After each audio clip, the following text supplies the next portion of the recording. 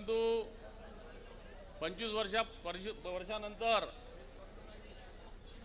हा वनवास संपलेला आहे साहेब। प्रचंड हाल झाले लोकांचे, धुऱ्याच्या बाबतीत, पांधन रस्त्याच्या बाबतीत असो, सडकीच्या बाबतीत असो, अनेक गोष्टींनी।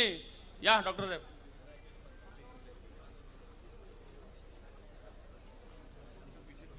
प्रचंड असे कोणी दारात कोणाच्या जात नव्हतं साहेब। यावेळेनं 5वी टर्म जर झाली असती गळ्याची तर गावागावातल्या लोकांना गाव सोडलं असतं। अशा प्रकारची परिस्थिती या विधानसभा मतदारसंघात निर्माण झाली होती आणि सर्वांच्या सहकार्यानं नवनीतताई राणा असो, डॉक्टर अनिलजी बोंडे साहेब असो, आपण तर मला आशीर्वाद दिलेच होते शिरसगावच्या कसब्याच्या सभेत। तेव्हाच माझ्या लक्षात आलं होतं की बहुतेक आपल्याला भेटते वाटते तिकीट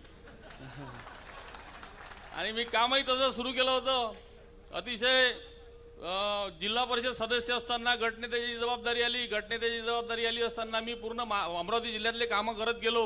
म्हणजे मी 10 वाजता जात होतो साहेब, तर 5 वाजता मी जिल्हा परिषदमधून वापस येत होतो। कामं करत असताना वरुडचे असो, साहेब आमदार असताना सुद्धा काही जिल्हा परिषदचे कामं हे येत होते। प्रताप